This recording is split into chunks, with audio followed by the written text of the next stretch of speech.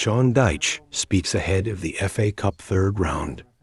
With Peterborough, we'll start off with Vinny from Sky. Sean, we'll start with the injury news.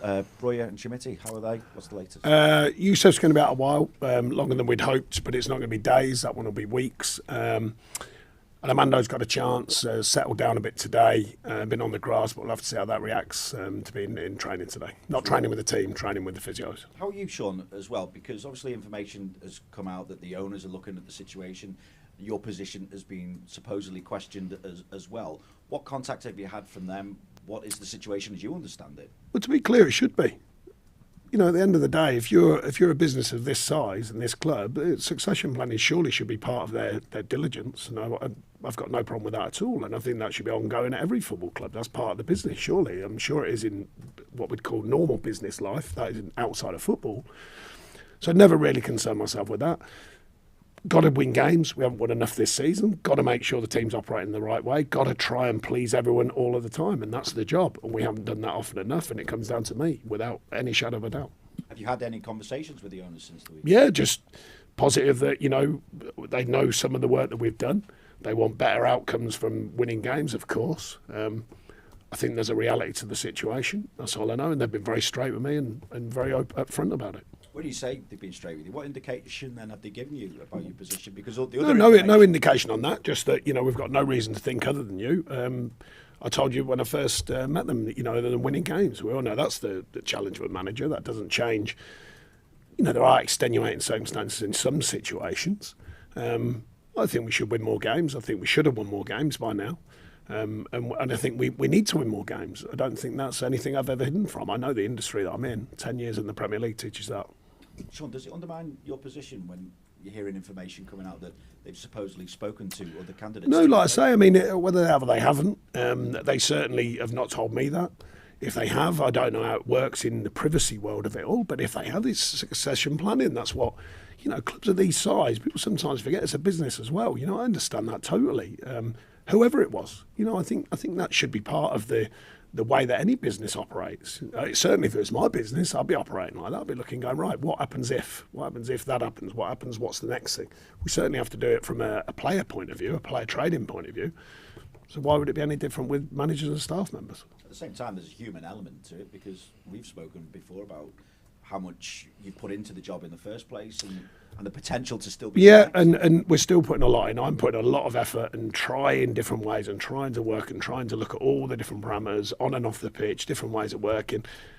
That's part of being a manager, you know, so I'm well versed in it, and it's very difficult. And here has been extremely difficult. I spoke openly about that. There's a huge demand on me, there's a huge demand on the situation, and it's a constant, and that is part of Everton life, you know. And I've adapted to it, I've taken it on, I've had my knocks and I'm getting them again now, and I've been through them before, you know that, and it's how you handle it and trying to always, you know, support the club. The club is always bigger than me. I've said that as soon as I got here. I see it as just I'm a custodian. So far, I've handled it pretty bloody well, I think. So now, can I go and win some games? Can we take it on another level? Can I change the narrative? Can I reinvent what we're trying to do to take it on another level? That's the biggest challenge at the moment. Well, we wish him a great future, but you're seeing on the screen the news we've been sort of predicting for you this afternoon. Sean Dyche has left Everton. Let's get to Vinny O'Connor at Goodison Park. What can you tell us, Vinny?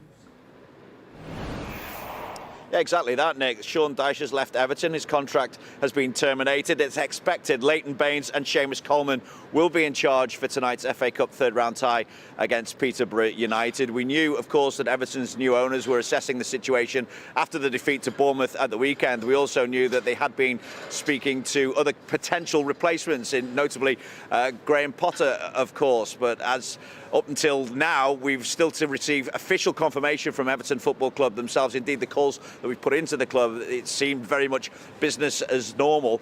But at the same time, the information that's coming to us now is that Sean Dyche's contract as Everton manager has been terminated, and that Seamus Coleman and Leighton Baines will be in charge for tonight's cup tie against Peterborough. Of course, Sean Dyche had until the summer left on his deal, and it was, I think, the ideal scenario for Everton's new owners was for a safe pair of hands to get them through this season, maintain Everton's Premier League status, and then assess Sean Dyche's future in the summer with his contract up. But it looks like, given results, and that's just one win in 11 Premier League games, failure to score in 8 of those 11 games, games as well has meant that have decided the only way to move forward now is by a change of manager to get the results that will start pulling them away from the drop zone. Remember, just 1 point above the drop zone at the moment currently in the Premier League, Everton.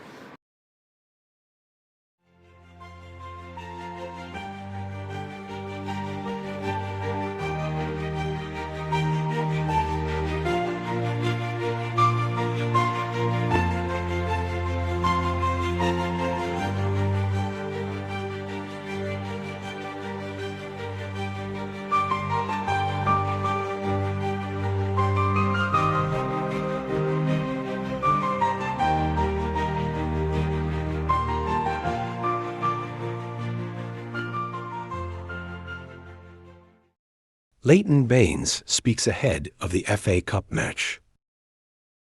He will be taking charge alongside club captain Seamus Coleman. A crazy afternoon for all Evertonians. What's it been like for you? What was your sort of timescale? Yeah, it's been different, but yeah, I found out today like everyone else. And what, you were just asked to take the team tonight? Yeah. And is it your team? Have you been able to pick it? The starting 11, obviously, I've only found out today, so that was picked beforehand. And then, yeah, we've made a couple of small adjustments inside of that, just based on things that we think will help. How strange is it, though, to be asked to do this in these circumstances?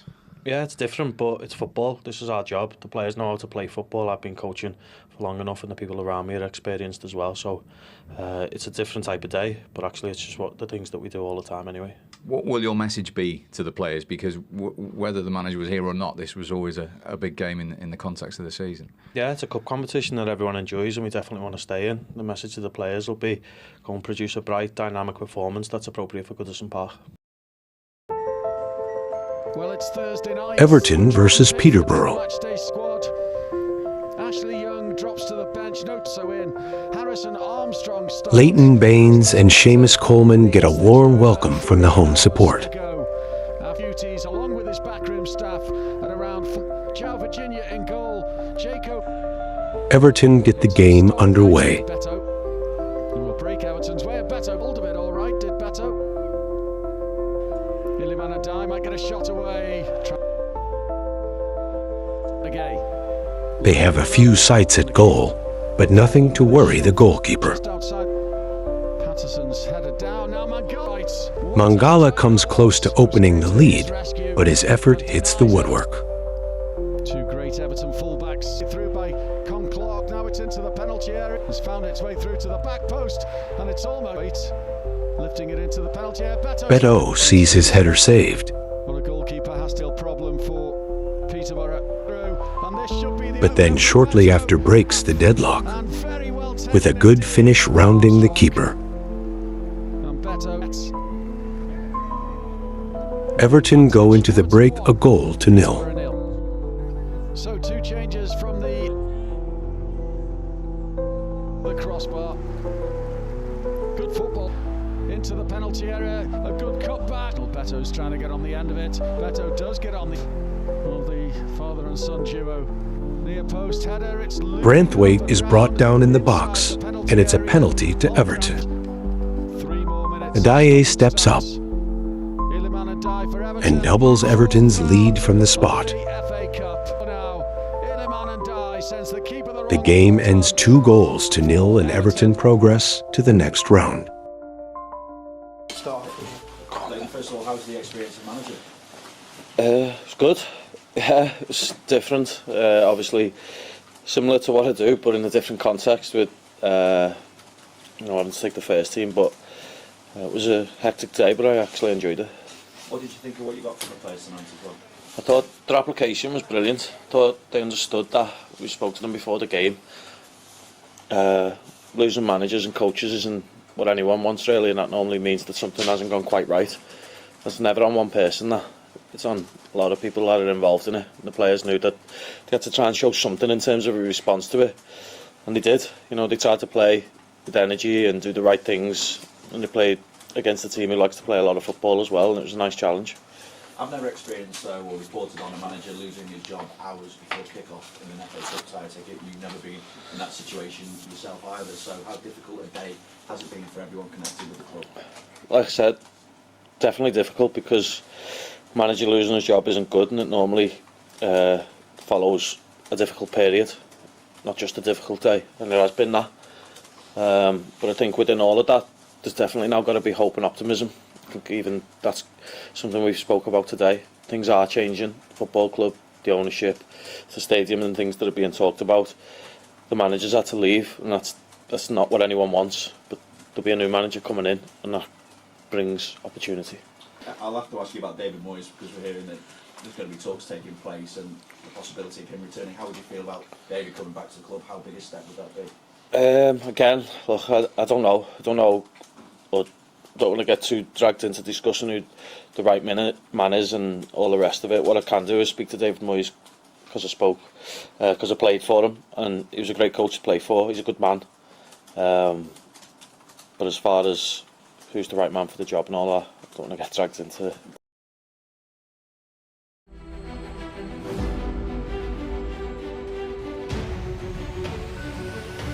The crowd showed what a big club Everton is, and I think today that was their part they played. I think you have to earn respect. I don't think you can be given it. I think you have to earn it. But I hope that we kept a lot of the real values at Everton. What the supporters wanted, what they needed.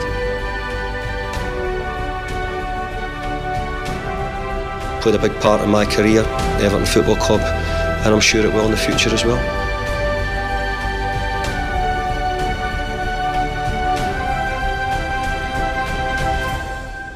David Moyes, Everton manager. How did it feel to hear that again? Absolutely brilliant. I love the thought of it, and in many ways I've always not dreamt of it, but always thought that maybe I'd be lucky enough to get the opportunity to come back. I had an unbelievable time here before, 11 years, which was exceptional. I was really fortunate that I worked under great people. I had a hugely amount of great players with great character, and loved the club. So I could talk about it, to be honest, but I'm thrilled to be back. I've got to say I'm honestly disappointed that Sean's left, because I'm a big supporter of managers, but now that he's gone, I'm happy to step in. You mentioned those 11 years. I mean, it's clear what this club means to you. So just how special is it to wear that badge again and be at Everton? It's so big. Since I joined, I was a young coach, and my family were here at the games all the time, and so Everton means so much to us. It really does. And they're all really looking forward to being back and part of it as well. But I'm probably coming back to a completely different Everton from the one I left here a long time ago, and it would be great if we could get it back in the same condition. And everybody who works in the building and has been here the time before understands exactly what we mean, with a great feeling around the training ground. With a great togetherness, whether we were out together or working together. So trying to get that back, I hope I can get that back. I don't know if I can get it back quickly. I don't know if it's going to take me a bit longer. But the one thing I do know is that I'm back at a club which I'm really fond of and want to be successful, and I want the club to be successful. You say about how fond you are of the club, your success you've had elsewhere, in the interviews you've always done in the decade away, you've always seen that there's still so much affection from you for Everton Football Club. Yeah, like everybody knows that. You can't work here and build what we've done over 11 and a half years. I got an incredible reception when I left, which was brilliant. And I left at the time where I thought, look, I've been here 11 and a half years, I don't want to overstay my welcome. And, my career's gone up and down, like it can happen for lots of football managers. But I hope I come back here a bit wiser, obviously a bit older, and hopefully come back with knowledge and experience which I can sort of pass on to the players and everybody around here and everybody at the club. The really only prime thing is that we get ourselves sorted just now and get ourselves in a good position. We can have all the fancy plans we want, but let's be fair, we're probably not quite in that position to do that yet. But we do have to look to see what's going to go on in the future, and I'm here and I'm here and I'm going to try and put as much things right as I possibly can. The first thing I've got to try and put right is that we get results to make sure that we're getting into our new stadium, certainly as a Premier League team. David Moyes' first day back.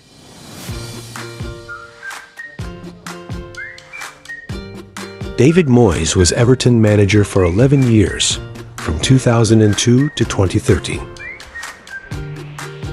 He took over after the sacking of Walter Smith.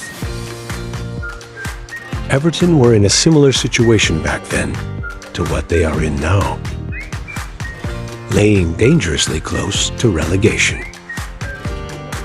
He managed to guide them safely away, and in the following season, Everton finished 7th. He won 3 LMA Manager of the Year awards during his time at Everton, and managed to get them a Champions League qualification spot by finishing 4th in his 3rd full season at the club. In 2009, he got Everton to the FA Cup final, but they finished runners-up after losing to Chelsea.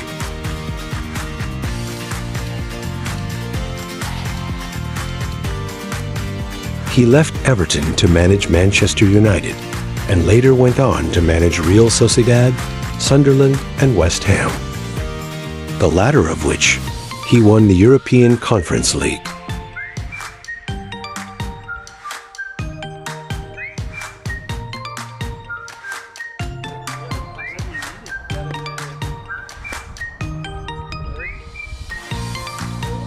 David Moyes takes charge of training for the first time and gets a chance to look at the players at his disposal.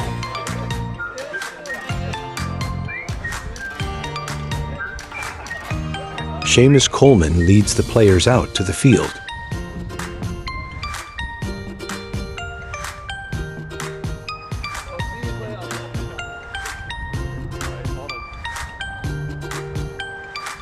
After taking charge of the first team for the FA Cup, Leighton Baines stays on as one of David Moyes' assistants. A former player that David Moyes had signed for Everton back in his first spell at the club.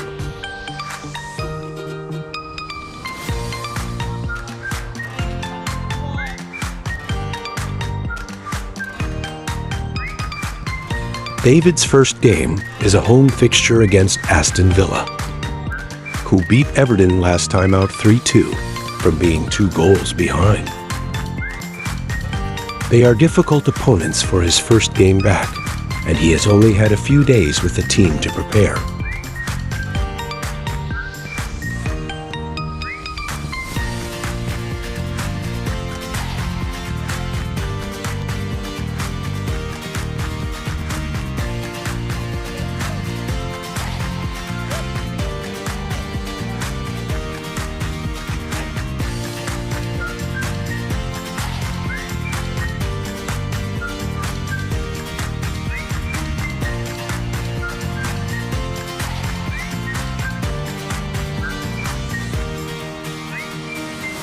Moyes arrives for his first press conference since coming back to the club. Okay, pass it. Sure. Okay. That me in here? Yeah. Good afternoon. Good evening, maybe. Okay. What is? Good. There we go. That helps.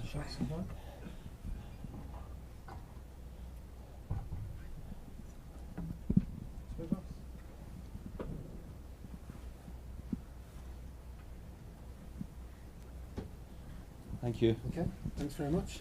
Cheers, thank you. Hi. Too many old faces. Mine included. Good afternoon, everyone. Welcome to our press conference and welcoming David Moyes back to the football club. We're going to preview the game against Aston Villa, and we will start off with Alan from Sky. David, welcome back. Thank you. Good to see you. Can you tell us, first of all, just your thought process when you found out that you were linked with a move back to Everton? Well, it was really quick. I think Tuesday or Wednesday when I first get a little bit of call to say that there was a chance there was going to be a change. I had several conversations with Dan and Mark, and that's where it really took off from, really. But up until that point, I had no idea. I actually thought Sean was doing a really good job, and I didn't see any changes materialising at the time. And in truth, I wasn't necessarily out there looking to go back. But as everybody knows, this is a different beast to me than many other clubs. I know you said recently that you weren't finished in the Premier League and you wanted to work again, but not with a club battling against relegation. But yeah. Everton is different. Yeah, Everton's different. A couple of weeks I didn't think there was any chance Everton could be in a relegation fight. I thought they would be strong enough to get out of it. I've come into the seat now, and I'm going to back that up and say I believe that we'll be strong enough to stay away from it. But I'm not kidding myself on or MD else. We'll need everybody behind us. We'll need the players playing better, scoring more goals, if we're going to make that happen. People will remember that you had a very special relationship with the previous chairman in your tenure, of course, and you'll want to build that again. But how different will it be? Well, it's different because they're in America at the moment, and I'm here just now. So the conversations have been mainly through video calls. But yesterday I had a couple of Americans over. Mark was here, Brian was here, who we had another conversation. And maybe after this as well, I might have a chance to speak to them again. So at the moment, it's like anything else. You never can tell how managers are going to do, but managers can't really tell what owners are going to do either. So it works both ways. But at the moment, I've found the conversations good, and I've found them. They want to get us back on track, and we all know it's. We need a little bit of a sticking plaster at the moment, and we have to try and make that work. Is that the immediate issue? Is obviously trying to win football matches, but what are the issues and priorities for you? Having got your feet under the table. Well, winning football matches is always a priority, isn't it? Obviously there's other things. There's sort of building a club back up if possible. And I don't think it's been done by any managers. I think the damage has been done through a long period of time. But I actually think, I had a great time here. I'd love to be part of making it better if possible. I think at the end of it, there's a stadium, but the stadium looks the business. It looks elite. So we need to start getting some elite players. We need to start looking at the level of the players that we can give everybody something to shout about when we move to the new stadium. Goals have been a big concern for Everton this season, not scoring in 11 of 19 Premier League matches. Priority number one. Do you have to do anything different? Is it a confidence factor with strikers? Well, I think if we all knew the answer, then we would have done it, or the past manager would have done it as well. We have to find a way in scoring goals now. Sometimes you can get streaky and score goals, but we need to do it, whether it's through set pieces, we need to do it through our open play. But of course you need all the players to chip in with the goals. But we'll be putting more pressure on the forwards to try and be the ones who do it. And we might look to strengthen in those areas if we can't get results ourselves. Hi David. Hi there. Just coming from your first training session with the lads not so long ago. What shape is the squad in? Well, it's the first day I've been with them. Really, today was an opportunity to train with them and see them. I think the squad's in good spirits in the main. They're obviously been in this position before, so the position they're in just now is not something which has just happened to them. They've done really well to make sure that they weren't in the wrong places in the Premier League in the last couple of years. So I don't think you want to get a feeling that we're very good at avoiding being down near the bottom. But I found the players good today, and I've got to say I really enjoyed being out with them. We trained well, we had a bit of laughter, a bit of fun as well. So sometimes when it's not so good, you need to make sure that we try and keep their chins up and keep things quite bright. Touched upon earlier, this is a club that's gone through quite an ordeal in recent years: relegation fights, points deductions, the threat of financial difficulties. But there's this excitement, as you say, of the new stadium and this new start. Mm-hmm. Do you see that as an awesome, very exciting responsibility? But with that comes a great deal of pressure to be the man to ensure that come next season, this club is in the Premier League still. I do, Dan. I see it as a huge pressure, and I think when you care so much about a club, and you've had such a long period, and even today there's a lot of people here who was here 11 years ago, a lot of the same press who were here 11, 12 years ago. It makes me realise, that it is a really popular football club, and one that needs to be in the top flight and has been.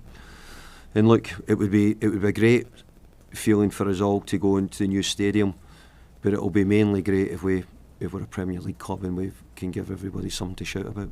How dissimilar is the job that you are undertaking now compared to the one that you took when you first came here? It's really difficult because the thing that I would say is I remember my first day, and I have to say I was really nervous coming back here. I came back yesterday to see around. I was really nervous coming back. Hadn't been back here for so long. Hadn't been back here since the day I left. But the first day when I walked in, I had to go into the dressing room with David Ginola, Paul Gascoigne, Duncan Ferguson, Tommy Graffison, with me being a really young coach, and I'm saying, my goodness, they won't even know who I am, you know. So I walked back in a different stage of my career, probably.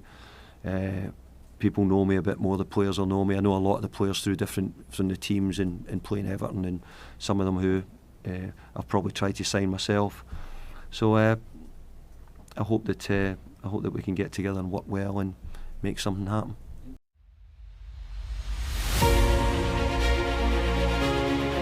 Everton versus Aston Villa.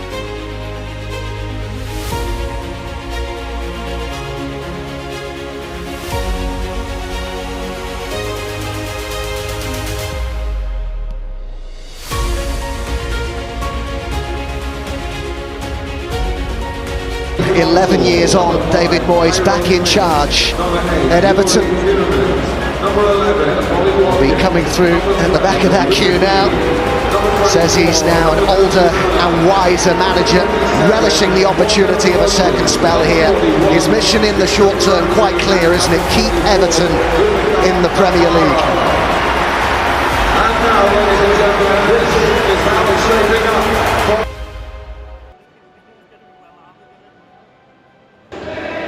Anticipation builds for David Moyes' first game back at Everton. Hopefully, he can get his second tenure underway with all 3 points.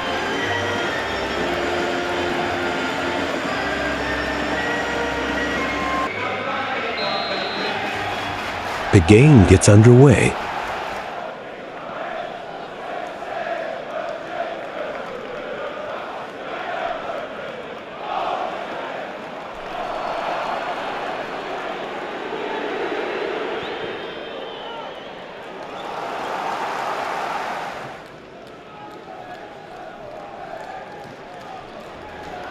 Ashley Young speaks. The away side get a few early chances, and Pickford is forced into making a save. A sloppy giveaway by Branthwaite allows Aston Villa to break.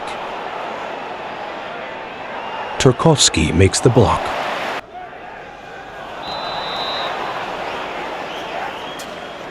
Another mistake, this time by Ashley Young, sees Watkins break through on goal and narrowly goes wide of the post.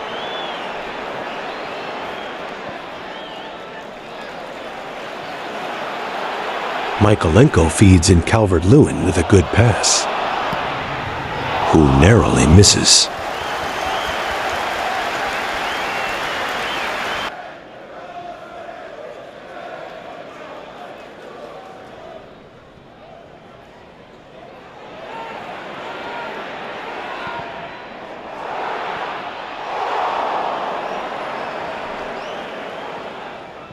The first half ends goalless, with the away side having the best chances of the half.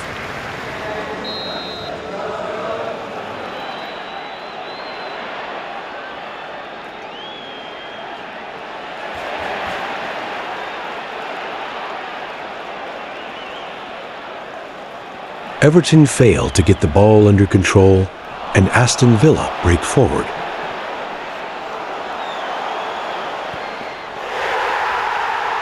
And Ollie Watkins gives the away side the lead.